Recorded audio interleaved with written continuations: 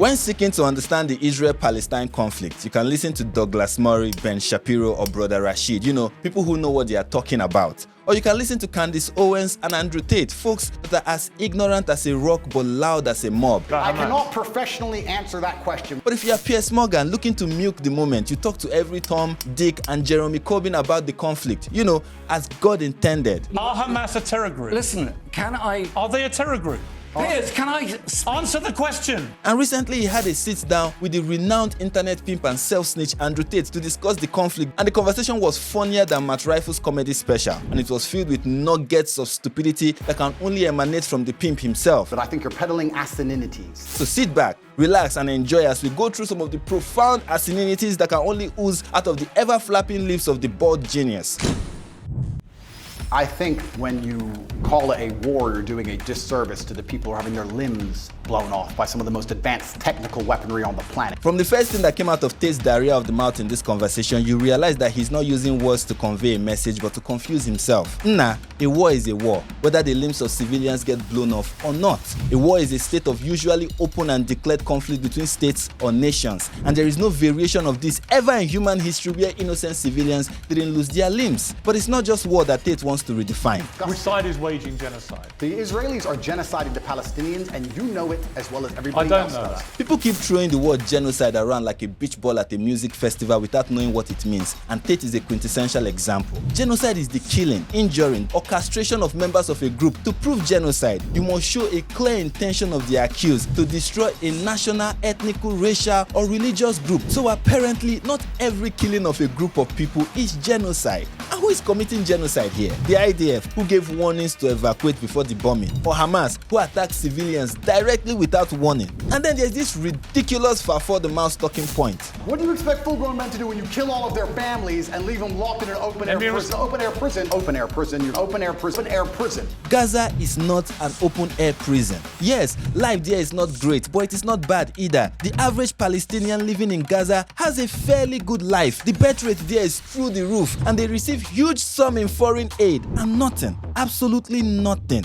is stopping Gaza from becoming as great as Singapore, except for their desire to kill Jews. If I was in Gaza, if I had no chance of any kind of freedom or democracy. What does this guy mean by democracy? Isn't Hamas the democratically elected government of Gaza? They've been running Gaza since 2005, and all they have to show for it is terrorism. I mean, are they the first in human history to have experienced a war? Germany and Japan, weren't they losers in wars that left them in severe desolation? Look at them now. Look at them now. And look at Eastern Nigeria, after surviving a horrific civil war that claimed millions of Igbos. But today we are way better, way better than our northern neighbors. But what exactly has Palestinians offered the world besides terrorism? What? If I had no chance of any kind of freedom. What fundamental human right are people in Gaza lacking? I will tell you, freedom of religion, free speech, and the right to private and family life. And you know who took those away from them? Hamas. Meanwhile, Arabs form 20% of Israel's population, and a chief justice in Israel is a Muslim. Sometimes they give sermons against the Jews, even in that mosque. But the same Israel is guilty of imaginary apartheid and genocide. The peak of irony was when this bald moron tried to define terrorism. When you try and conduct genocide on a populace because you don't want them on land you say is yours, then you are terrorist. Yes, and what do you think is the meaning of from the river to the sea, Palestine will be free? Is that not terrorism, born out of the notion that Jews are settlers and occupiers who have no place in the region? Doesn't that make all those college students people advocating for terrorism? Doesn't that make you a terrorist apologist? Look at you, from internet pimp to terrorist apologist. You're doing well. Do you support Hamas? No. You don't? Well, I don't know the ins and outs of Hamas's creed. And why am I not surprised? But let's examine the ridiculous claim, often made by outstanding morons like this, that Israel are colonialist occupiers in the region. Which part of Palestine is occupied? The entirety of Palestine. Since when did Jews become foreigners to that area?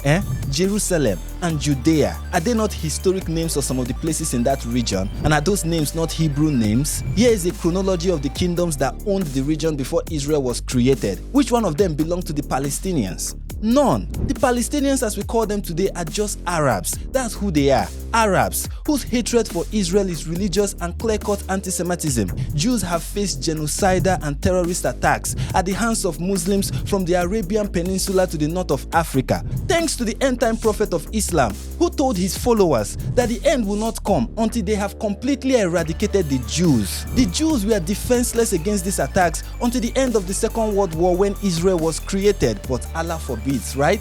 That the settlers should have a nation among Muslims. And that's not genocide, right? Of course, that's not. How can that be genocide, right?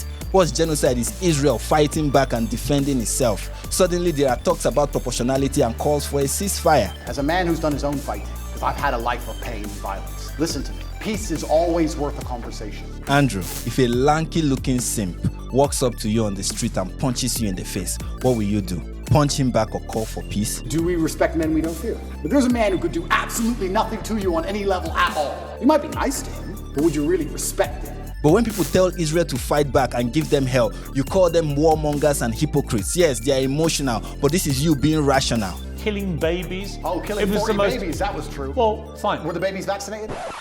But Jews shouldn't be emotional. They should listen to the wisdom of Candace Owens. Blessed are the peacemakers, said Candace, who is far more intelligent than Ben will ever be. Yes, what an eloquent quote from Candace. I mean, you are so dumb you don't even know the famous quote from Jesus' Sermon on the Mount. No wonder you think Candace is smarter than Ben Shapiro. Yes, this Candace. So when I'm walking through Jerusalem and you see, and they say these are the Muslim quarters, this is where the Muslims are allowed to live, that doesn't feel like a bastion of freedom to me. If I were to sit here and say, is stealing wrong? And you'd say yes, and I go, but what if the person stealing is trying to feed their family, and if they don't, their family are gonna die? Is it still wrong? Andrew is not only an expert in giving ridiculous definitions, he's also an expert in stupid analogies. Andrew, a thief, is a thief, whether he steals to feed his family or he steals to enrich himself. But he's not done, no. If I believed, or if Israel believed, that one of the people in your house was a terrorist, and decided to destroy your entire house and kill your entire family, would you sit and say, well, maybe there was a terrorist inside, I accept that? Or would you be enraged? Here's a better analogy. Imagine that your country is at war with another country, and the other country announces that they're about to bomb your village. What do?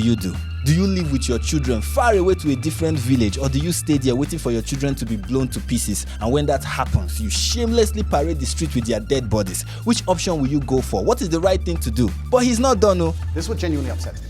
Israel intelligence will say a guy's a mass terrorist. Has that guy gone to a court of law? Has there been a democratic process? Has he been proven to be a terrorist? No. Have you ever seen somebody so clueless in your life before? According to his humanistic perspective, before you kill a terrorist from a foreign country, you have to take them to court and they have to be found guilty by a judge. According to Tate, if a thief breaks into your house and tries to kill you, you have no right to do anything to them until they have been tried by a court of competent jurisdiction and found guilty. That's how a democratic society operates.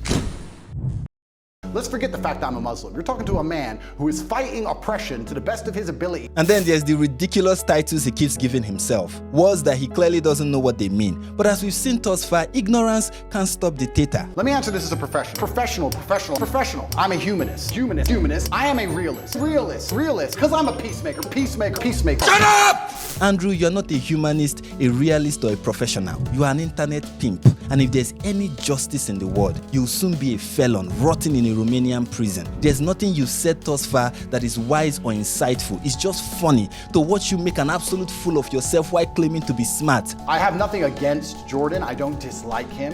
I do find it, and I must be honest, a bit disingenuous and hypocritical that he speaks mental strength and then ends up addicted to an antidepressant. Do you even know what a hypocrite is? I mean, look in the mirror. Your lack of self-awareness is showing. Jordan Peterson was going through a whole lot. Enemies on every side. His colleagues, the media, and the government constantly attacked him, while his wife was critically ill, fighting for her life in the hospital. But God forbid that a man under such pressure should get hooked on antidepressants. He should be like you, who spends his days smoking cigars and drinking coffee. That's what real men do, right? First things first, I'm a man. I'm a man. Shut up! But you are not a man. You are a pathetic little boy. That's what you are. A bald, stupid-looking 9-year-old boy. And that's an insult to 9-year-old boys because many of them are more mature than you can ever be. How'd you get to be so dumb? The only skill you've ever mastered in your pathetic existence is the ability to manipulate little girls with daddy issues. That's what you are. A professional in pimping hoes. And for that, congratulations, or I hope you end up in prison. And if there's any takeaway from your pointless rambling on Piers Morgan about geopolitics,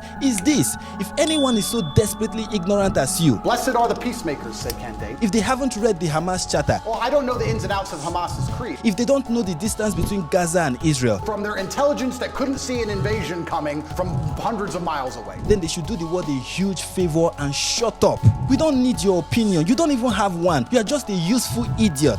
Frankly, the world would be a much better place if people like you learn to keep quiet when they have no clue what they are talking about.